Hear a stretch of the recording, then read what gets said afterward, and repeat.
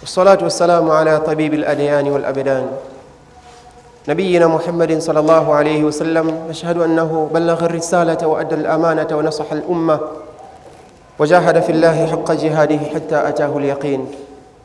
ndugu katika imani, usikum taratan ukhra ma'a wasiyati nafsi bi taqwa Allah subhanahu wa ta'ala, falaqad faza almuttaqun. Wakati wote sisi tujengeke katika misingi ya kufuata dalili, tuachane na matamanio ya nafsi zetu. Allah anakuja kumkataza nabii wake Daudi na kumwambia, ya Daud, inna ja'alnaka khalifatan fil ardh, sisi tumekufanya kuwa wewe ni kiongozi katika ardhi, tumekufanya kuwa wewe ni mwenye kuhukumu kati ya watu katika ardhi. Kwa hiyo basi usije ukafuata matamanio ya nafsi yako katika kuwahukumia watu kwenye masala yao ya kidini pamoja na kidunia. Fuata usawa, fuata haki inasema nini, fuata haki inataka nini. Kisha Allah akaja kusema, innal ladhina yudhilluna an sabilillah, wale ambao wanapotea kunako njia ya Allah kwa kufuata matamanio ya nafsi zao na kufanya mambo mengine ambayo yatawatoa katika njia ya Allah, lahum adhabun shadid. Allah anawabashiria, anasema hawa watu wana adhabu kali kabisa, adhabu ambayo itawaumiza, adhabu ambayo itakuwa ni chungu, bima nasu yawm alhisab, kwa kile ambacho waliacha kukifanyia kazi hapa duniani. Ndugu katika imani, kuna hatari kubwa, hatari kubwa. Wasomi tuzinduke katika hili, lakini na wale wengine pia, awamu nas, maamuma, tuhakikishe ya kwamba tusifate kila ma dabba wa habba, kila kile ambacho amekuja nacho mtu, kila atakachokuelezea wewe umekichukua ukakifanyia kazi. Tathabat, thibitisha kwanza, thibitisha, na usije ukaambiwa jambo mmoja akakwambia hivi ni haramu hili, akakupa na dalili, mwingine akaja kukwambia hivi ni halali, hakukupa dalili, wewe ukasema mimi nashikamana na huyu ambaye hata kama hajanipa dalili, lakini maadamu kwamba msimamo wake una wepesi, dini ni nyepesi bana, haina uzito, ukakamatana na huyu, ushafuata matamanio ya nafsi yako wewe, ushapotea wewe. Allah tunusuru sote, Allah tuweke katika njia sawa sawa, katika msimamo wa sawa sawa. Ndugu katika imani, haya tunayasema kwa sababu hivi sasa kuna baadhi ya watu pia wanataassub fil madhahib, kuwa na umimi kwenye baadhi ya madhehebu. Mtu utasikia leo anasema mimi madhhabu yangu ni Imam Shafi, aliyeko kwenye madhhabu ya Imam Ahmad ibn Hanbal au Imam Abu Hanifa au Imam Malik, huyo mtu mimi simuelewi na si katika mimi.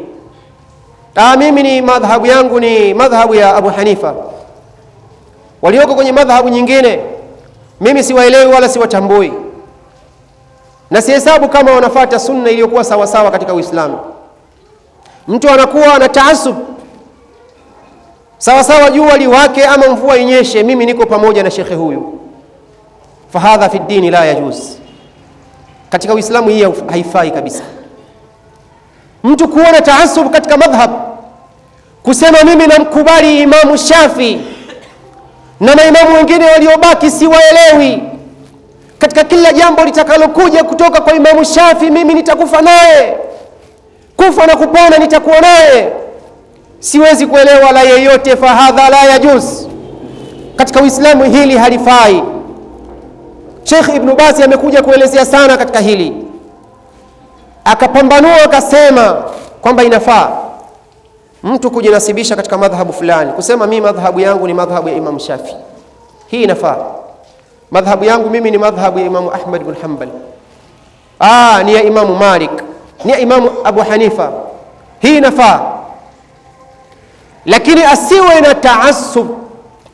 Tukisema taasub maana yake ni kung'ang'ania, kusema kwamba mimi sisikii chochote kutoka kwa mwingine bali imamu wangu ni huyu. Hii shekhe huyu akaja kusema hii haifai katika dini ya Uislamu, haifai kabisa na ni makosa. Lakini wewe kujinasibisha kusema mimi nafata kwa kuwa tu, akatolea mfano kwamba kwa kuwa wewe wenda umesoma, Mashekhe ambao umesoma chini yao ni mashekhe ambao wanafuata msimamo wa Imam Shafi, ambao wako chini ya madhhabu ya Imam Shafi, wako chini ya madhhabu ya Imam Ahmad ibn Hanbal, wako chini ya madhhabu ya Imam Abu Hanifa, Imam Malik. Hii hakuna tatizo kujinasibisha kusema mimi msimamo wangu ni Shafiia, mimi ni Malikia, mimi ni Hanafia. Kusema hivyo hakuna shida, lakini usiwe na taasub katika kila jambo, kwa sababu ukiwa na taasub utakuja kuzipinga baadhi ya dalili, utakwenda ovyo, na hivyo ndivyo ilivyo. Niwapeni mfano mmoja. Katika wakati ambao tulikuwa tuko darasani tunasoma, hasa katika mlango wa bei katika kitabu Taisirul Allam, wanawachuoni hawa wanne walikuja kuweka mzozo katika moja ya hadithi ambazo zimekuja sariha kutoka kwa Mtume sallallahu alaihi wasallam. Hadithi hii ikiwa imenyooka kwa maana moja, katika wana wa chuoni akaja akapinga akasema, hii maana hadithi hii inakusudia hivi na si hivi, yani amepinga ile maana ambayo imekusudiwa na hadithi. Wana wa chuoni wenzake watatu wakamjia juu. Haiwezekani kwa mwana wa chuoni kama huyu kuja kupinga hadithi ambayo iko waziwazi. Hili jambo halifai kabisa. Funzo ambalo tunalipata hapa ni nini? Wana wa chuoni hawa laisu bimahsumin, wao hawajakingwa na kukosea, wanapatia na wanakosea, na wao wanafanya jitihada pia katika kutafuta ukweli wa dalili uko wapi. Hawa ni kioo chetu. Pale ambapo watakapokuwa wamepatia, wako karibu na dalili, yule atakayekuwa karibu na dalili, sisi natakiwa tuelekee, tujiegemeze kwa huyo, na tukiona kwamba huyu yuko mbali na dalili, aliyeko karibu na dalili ni huyu, inatakiwa tuachane na huyu, tuelekee kwa huyu. Na hivyo ndivyo Muislamu anavyotakiwa kuwa, si kufatafata tu. Inawezekana katika masala fulani ya bei au masala ya ndoa, aliyeyachambua kwa ufasaha na akafata vile ambavyo dalili zimekuja kutoka katika Qur'an ama kutoka katika Sunna, labda ala sabili almithal ni Imam Shafi. Inatakiwa sisi kumfata Imam Shafi kwa sababu yeye ndiye aliyesimama katika msimamo wa sawasawa, kuchambua jambo la ndoa kwa kufata dalili vile ambavyo zinavyoelezea. Maimamu wengine hawa tutawaweka pembeni kwenye masala hii. Hatuwadharau, jamani, tuelewane, hatudharau, bali kinachotakiwa sisi kufata dalili iko pamoja na nani yuko kwenye haki zaidi, na wana wachuoni wote wanaelekeza hivyo. Kwa ukija kumuona mtu anakuwa katika taasub na imamu fulani, huyo yupo katika makosa. Ndugu zangu katika imani, mimi waqi'ia ishawahi kunitokea hiyo. Moja katika watu washaniita, wakaniita wakasema, wana mashaallah, wewe tunatamani uwe msikitini kwetu hapa ufanye da'wa na kusalisha na masala mengine, lakini kama unavyojua sisi madhhabu yetu ni madhhabu ya Imam Shafi. Uko tayari kuachana na madhhabu yako kuja kuungana na madhhabu yetu? Kile kikao ni kikao ambacho tulikuwa tumekusanywa wengi katika wale ambao wanaonekana tumetoka kwenda kusoma walau, na lengo ilikuwa ni hilo, tuwaite kwa ajili ya kuzungumza nao kwenye hili, lakini lengo kubwa ilikuwa amelengwa mimi. Na wazazi pia walikuwa wameitishwa kikao, wazazi wetu wakiwa wapo katika kikao hicho. Kumbe kikao hicho kilikuwa kishakaliwa muda sana, kuna jambo ambalo lilikuwa limeshapangwa. Moja katika maimamu wa pale, yeye ana hirsi kubwa sana katika kuwahitajia watu mbalimbali ambao wanajua hawa wamesoma kuja msikitini kwa ajili ya kuendesha harakati, lakini wengine ambao wamesalia linawauma sana, linawaumiza. Kwa wakawa hawataki. Tufanye nini? Tukae chini, tujadili, tupange mbinu ambazo tunaweza tukawachomoa hawa na kuwaondosha hapa, wasije kushiriki kabisa. Kikao hiko kikawekwa. Swali la kwanza, kikao kilikuwa na ajenda 3. Ajenda ya kwanza kufungua kikao. Kikao kishafunguliwa. Ajenda ya pili ni hii ambayo inakusudiwa kwamba tumewaita kwa ajili ya kuwauliza, kutaka msimamo wenu. Mko tayari kuachana na madhhabu yenu, kuungana na madhhabu yetu ya Imam Shafi katika ibada zetu na harakati zetu hapa msikitini? Na ajenda ya 3 ilikuwa ni kufunga kikao. Lakini alhamdulillah, Allah akatia tawfik, yale maswali wakajibiana wenyewe. Hakuna hata mmoja katika sisi ambaye alitia mdomo kwenye hilo, wakajibiana wenyewe. Hili si swali la kumuuliza mtu, kumwambia eti uko tayari kuachana na madhhabu yako kuja kuungana na madhhabu yetu. hapa msikitini, maana unamlazimisha mtu aachane na kile ambacho anaitakidi kwamba hiki ni cha haki, aingie katika kuitakidi kile ambacho si cha haki kuwa ni haki. Hili ni jambo ambalo haliwezekani. Huwezi.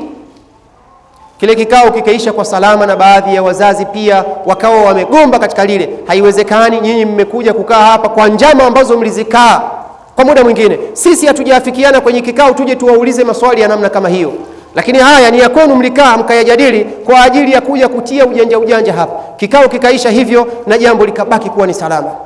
Kwa nukta ya msingi ambayo nataka kuisema ni kwamba kuna baadhi ya watu akikuona wewe ukisema mimi madhhabu yangu ni Hanafia, Imamu Abu Hanifa anakuona wewe si katika watu wa sunna kabisa, anakuona wewe umepotea kabisa, hata ibada zako unazozifanya zote ni batila, zote ni mbovu.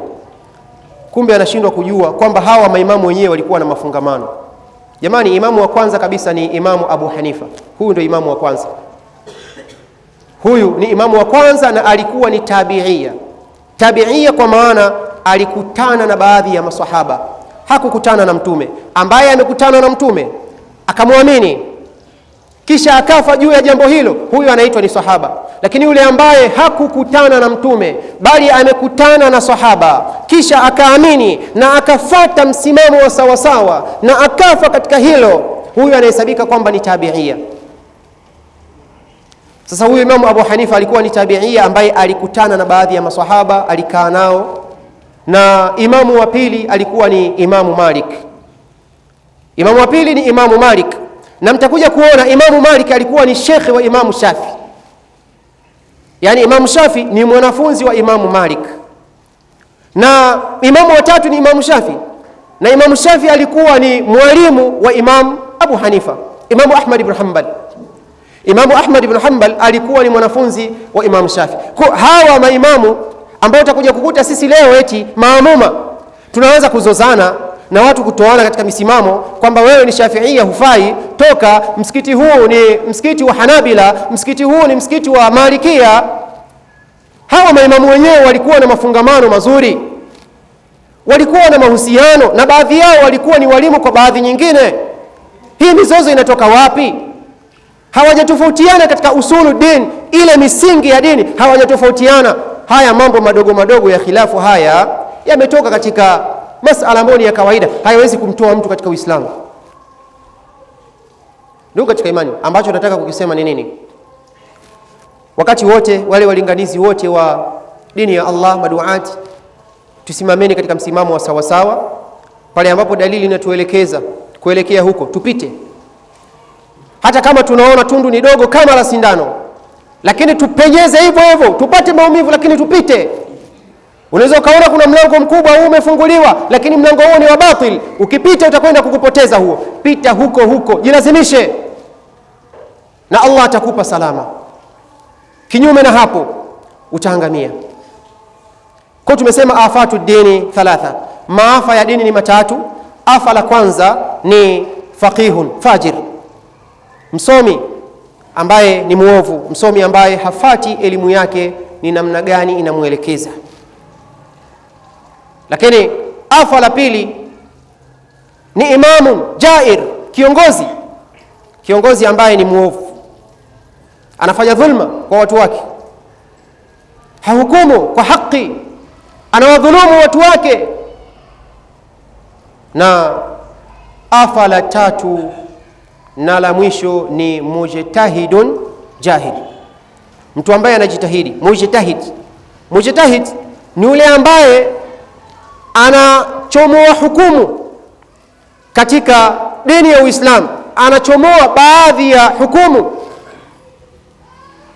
hukumu kwa kulinganisha na hadithi hii, kulinganisha na dalili ile katika Qur'an. Huyu anaitwa ni mujtahid, amefikia katika daraja hii, na si kila mmoja anafikia katika daraja hii ya ijtihad. Ijtihad inakuwa kwa watu maalum na wenye sifa maalum. Kwa hiyo mtu atasoma na anaweza kufikia katika hali ya kuwa ni shekhe, lakini asifikie katika daraja hii ya kuwa yeye ni mujtahid. Ijtihad ni sifa maalum, na huyu mtu anatakiwa awe na vigezo maalumu katika dini ya Uislamu, katika elimu yake. Sasa afa la tatu ni yule ambaye anajifanya kuwa yeye ni mujtahid lakini ni mjinga, yani hajafikia kwenye hiyo daraja, hajui, alafu akajifanya yeye kwamba yastambit ahkama shar'iyya, anaweza kuchomoa katika zile hukumu za kisheria na kutengeneza ama kuunda mifumo mingine ya kisheria ya kihukumu, hali ya kuwa hajui. Hili ni afa la tatu ambalo linakuja kubomoa dini kabisa, na ndizo zama ambazo tumezifikia leo.